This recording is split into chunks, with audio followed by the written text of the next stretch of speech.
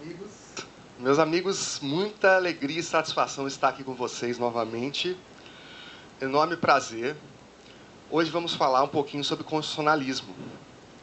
Constitucionalismo foi um movimento pela busca da limitação do poder, pela busca da garantia de direitos. Foi a busca do homem por constituições. Como se deu essa história dessa busca da sociedade pelas constituições, esse movimento político, esse movimento jurídico, que foi justamente no sentido de se limitar o poder, de se garantir direitos. As constituições não surgiram do nada, né? Pelo contrário. Não há dúvida que as duas constituições mais importantes desse movimento foram as constituições americanas de 1787 e a Constituição Francesa de 1791. Essas foram as duas constituições mais importantes. Por isso que há o nome de constitucionalismo clássico, inclusive, né? Foi um constitucionalismo clássico dessa época. Constitucionalismo clássico ou liberal. Vamos falar das duas daqui a pouco. Porém, esse movimento tem raízes passadas, um pouco mais remotas. Quais são essas raízes? Veja bem. Os hebreus já tinham uma certa limitação do poder. Era a religião que limitava esse poder, mas já havia uma certa limitação. Podemos dizer que o constitucionalismo começou com os hebreus? Sim, e isso faz tempo. Esse movimento mais antigo é chamado justamente de constitucionalismo antigo. Constitucionalismo antigo. Nessa época, nós não tínhamos constituições escritas. Não tínhamos constituições escritas. Porém, já temos uma certa tendência de se limitar o poder, de garantir direitos. É o início, é uma fagulha desse movimento, é um estopim desse movimento. Quais são os 4 povos principais dessa época que estiveram nesse rumo do constitucionalismo? Primeiro, os hebreus que eu te falei. O constitucionalismo começa com os hebreus. Começa com os hebreus. Depois teremos gregos, teremos romanos e teremos também os ingleses. Tá? Então, era uma época que nós não tínhamos constituições escritas, mas foi o início desse movimento. O chamado constitucionalismo antigo. O início desse movimento. E tivemos vários documentos aqui já importantes. Tivemos a Magna Carta, do rei João Sem Terra, de 1215. Tivemos o Bill of Rights, o Act of Settlement. Tivemos aí o Habeas Corpus Act. Tivemos o Petition of Rights. Tá? Já são importantes documentos, mas não tínhamos constituições antigas. Era um constitucionalismo costumeiro, consuetudinário. Aqui eram os costumes que falavam. A língua desse constitucionalismo é o costume. Né? Estamos numa época de constitucionalismo costumeiro, consuetudinário. Então, constitucionalismo antigo, ele vai da antiguidade até o final do século XVIII. Até a Constituição americana e francesa, nós temos constitucionalismo antigo. Vamos para a lousa aqui. O constitucionalismo antigo vai da antiguidade até o final do século XVIII. Temos hebreus, gregos, romanos e ingleses. Hebreus, gregos, romanos e ingleses participam ativamente nessa época. Vou citar alguns documentos aqui. Obviamente não foram os únicos. O intuito aqui é simplificar. Mas temos a Magna Carta de 1215 com o rei João Sem Terra. Temos os pactos e forais ou cartas de franquia. O Petition of Rights de 1628. O Habeas Corpus Act de 1679.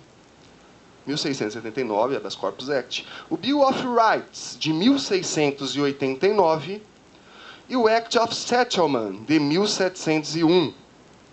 Então, temos os pactos e forais ou cartas de franquia, Magna Carta de 1215, Petition of Rights de 1628, Habeas Corpus Act de 1679, Bill of Rights de 1689, Act of Settlement de 1701. Pois bem, com o fim, né, no final do século XVIII, tivemos a Constituição Americana de 1787 e a Constituição Francesa de 1791. Como eu faço para lembrar? A Revolução Francesa foi em 1789. Revolução Francesa foi em 1789. 2 anos antes tivemos a Constituição Americana, 1787, e 2 anos depois tivemos a Constituição Francesa, de 1791. Aqui nós temos o constitucionalismo liberal, chamado de constitucionalismo clássico. São valores de primeira geração, valores ligados à liberdade. Liberdade.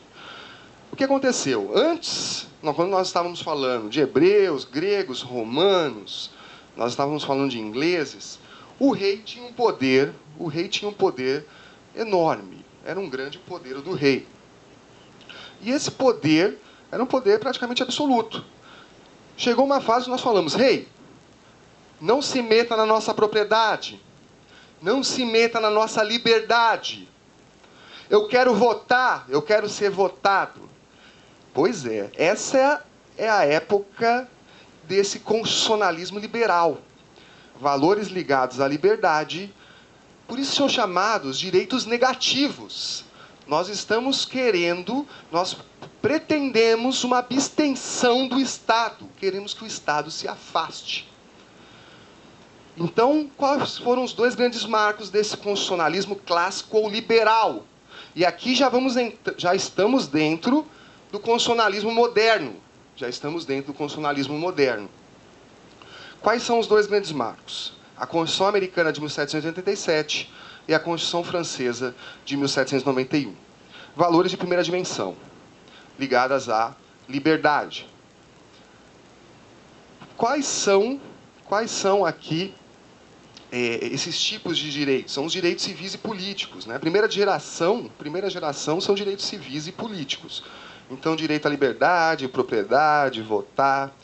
E aqui nós tivemos muitas conquistas. Tivemos o presidencialismo como conquista, surgiu aí o conceito de república, surgiu aí o conceito de poder constituinte originário, poder constituinte derivado, importantes declarações de direitos. Foi uma fase importantíssima, foi a fase clássica do constitucionalismo. Então vamos colocar aqui constitucionalismo clássico ou liberal. Constitucionalismo clássico ou liberal. Constituição Americana de 1787, Constituição Francesa de 1791. Primeira dimensão de direitos fundamentais ligadas ao valor liberdade. E temos aqui direitos civis e políticos. Direitos civis e políticos. Pois bem, conseguimos a liberdade. Mas aí nós vimos que as pessoas trabalhavam horas e horas, mulheres, crianças. As pessoas pensaram: poxa, quando eu ficar velho eu quero uma ajuda, quando eu ficar idoso. Né? Quando eu chegar à minha época, quando eu chegar na minha fase, né? Depois dos 60, 70, eu quero ter uma aposentadoria. E se eu ficar doente, o que o Estado vai fazer? E se eu não tenho oportunidade de estudar, como é que funciona? Nós estamos aqui falando o seguinte: Estado, você se absteve demais. Você se absteve demais. Agora nós queremos sim uma intervenção. É onde surgem os direitos de segunda geração. Tá? Nós vamos pular então para o constitucionalismo social. O constitucionalismo social já são valores de segunda geração ligados ao valor, já são direitos de segunda geração ligados ao valor igualdade. Tá? Então, antes, com os americanos e franceses, nessa época, nós conseguimos a liberdade. Mas e aí, quando eu ficar idoso? Eu preciso me aposentar. E quando eu ficar doente? Eu quero condições de trabalho. Vamos ter esse segundo movimento, né, moderno. O segundo movimento moderno é o do constitucionalismo social, com 2 grandes constituições. Constituição Mexicana de 1917 e a Constituição de Weimar, que é alemã, de 1919. Então, 2 constituições, 2 grandes marcos: Constituição Mexicana de 1917 e Constituição de Weimar de 1919. O que nós buscávamos aqui? Uma igualdade, valores ligados à igualdade. Segunda geração de direitos ligadas ao valor liberdade, igualdade, me perdoe, valor igualdade. Então você sai da liberdade e vai para a igualdade. Segunda geração, direitos fundamentais, igualdade. Direitos econômicos, culturais e sociais. Duas grandes constituições, a Constituição Mexicana de 1917 e a Constituição de Weimar de 1919. É a segunda dimensão, segunda geração de direitos fundamentais ligados ao valor igualdade. Pois bem, saímos dos antigos, a Constituição não era escrita, começa com os hebreus, que nessa época dos hebreus tinha muita presença da religião. Fomos para o constitucionalismo liberal, também conhecido como clássico, Constituição americana e Constituição francesa. Conseguimos primeira geração. Depois, pulamos para valores de segunda geração com a Constituição mexicana e alemã. Aqui conseguimos direitos de segunda geração, direitos econômicos. Segunda geração, estou falando de direitos econômicos, sociais e culturais. Direitos econômicos, culturais e sociais. Essa é a segunda geração. Pois bem, Segunda Grande Guerra, as pessoas conseguem praticamente dilacerar o mundo. Nós somos capazes de respeitar a propriedade, de respeitar a liberdade, primeira geração. Nós somos capazes de conceder direitos trabalhistas. Nós somos capazes de conceder direitos previdenciários. Porém, podemos acabar com o mundo. Simplesmente podemos nos destruir. Milhares de judeus, aquele horror que assustou toda a humanidade. Nós vimos que faltava ainda algo. Tínhamos já alcançado a liberdade, entre aspas, a igualdade, entre aspas. Faltava a fraternidade. Fraternidade. E aqui vai começar o constitucionalismo contemporâneo. São direitos de terceira geração, direitos de terceira dimensão, ligados ao valor fraternidade ou solidariedade. Quando que começa esse constitucionalismo contemporâneo? A partir da Segunda Guerra. A partir da Segunda Guerra Mundial, nós temos o constitucionalismo contemporâneo. Aqui vamos ter a dignidade da pessoa humana protegida em quase todas as constituições. Esses direitos de fraternidade de terceira dimensão são conhecidos também como direitos meta-individuais, transindividuais, porque alcançam uma coletividade. Né? Não adianta eu ter liberdade, ter uma certa igualdade, se nós não temos dignidade, o respeito entre os povos. Aqui vamos ter direitos ambientais, né? Vamos ter uma série de direitos coletivos. Meus amigos, nessa terceira dimensão, né, e depois da Segunda Guerra Mundial, nós vamos entrar na era da dignidade da pessoa humana. E aqui surge o conceito do neoconstitucionalismo, também conhecido como constitucionalismo pós-moderno, alguns chamam de pós-positivismo. O que é o tal do neoconstitucionalismo? O que é esse movimento, que nós estamos dentro desse movimento, esse é o movimento contemporâneo. O neoconstitucionalismo, primeiro, nós vamos citar várias características, né? Mas, primeiramente, os princípios foram alçados ao patamar de norma. Nós vivemos uma era principiológica. E, obviamente, que esse princípio mais importante é o da dignidade da pessoa humana. Então, vamos ter hoje nós temos normas, regras e normas, princípios. Princípio foi alçado ao mesmo patamar de regra. Pois é, antigamente nós tínhamos essa distinção, né? O princípio era algo abaixo da lei. Hoje nós temos... norma hoje em dia pode ser regra e pode ser princípio. Nós vivemos a era dos princípios. Nós estamos aqui numa vertente principiológica. Os princípios são alçados a um novo patamar. Tá? Meus amigos, nós vamos ir além da legalidade estrita, mas sem desprezar o direito posto. Vamos além da legalidade estrita, mas sem desprezar o direito posto.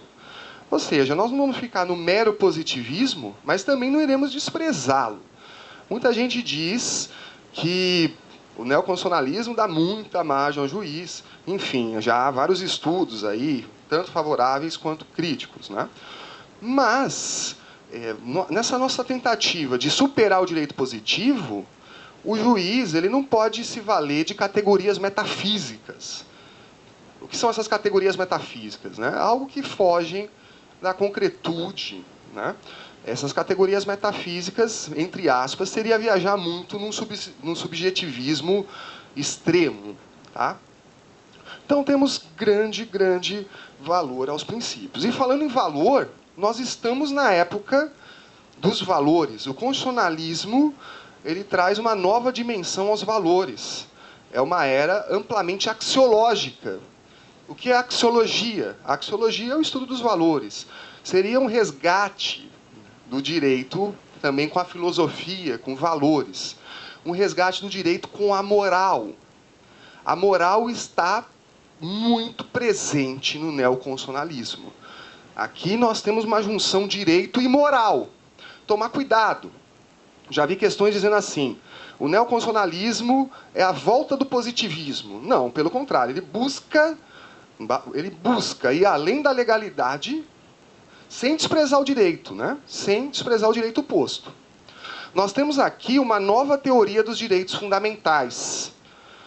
Qual que é o fundamento aqui? A dignidade da pessoa humana. Dignidade da pessoa humana nessa nova teoria, nesse desenvolvimento de uma nova teoria dos direitos fundamentais.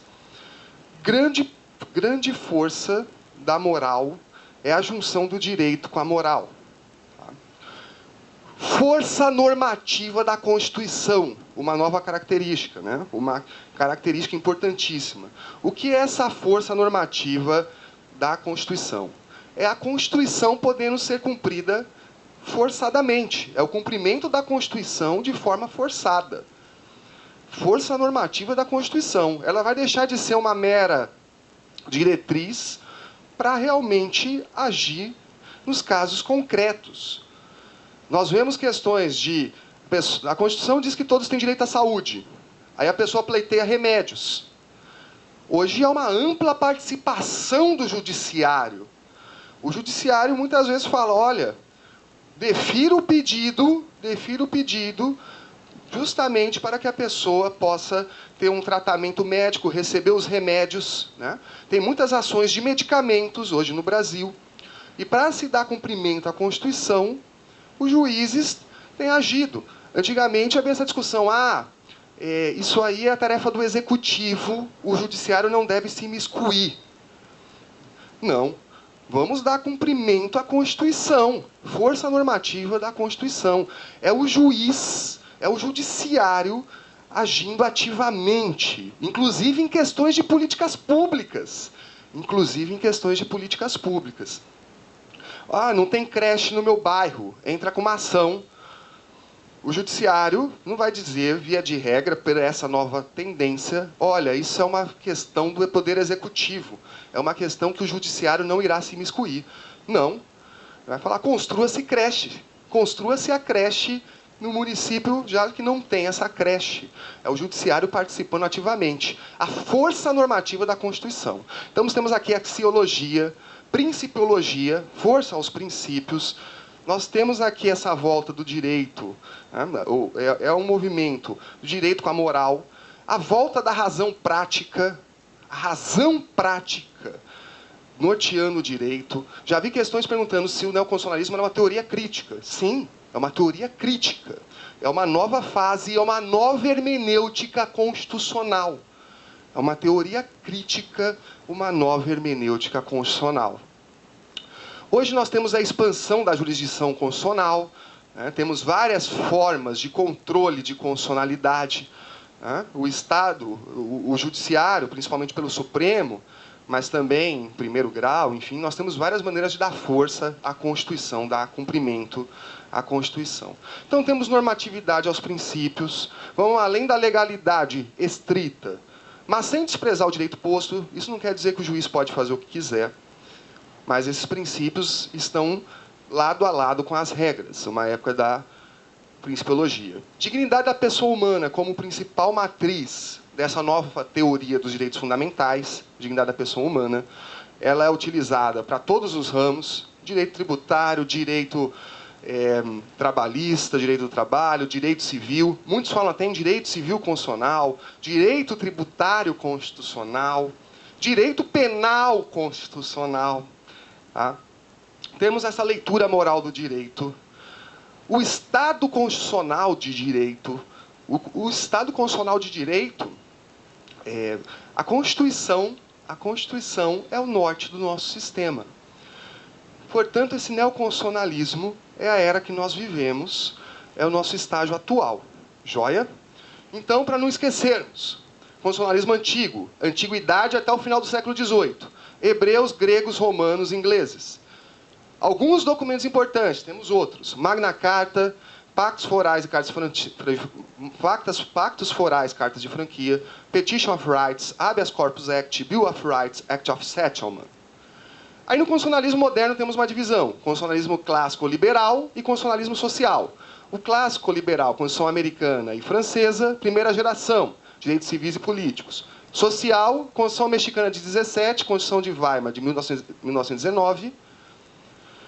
Segunda geração de direitos ligados à igualdade, direitos econômicos, culturais e sociais. Então veja que é o lema da Revolução Francesa. Constitucionalismo clássico, liberdade.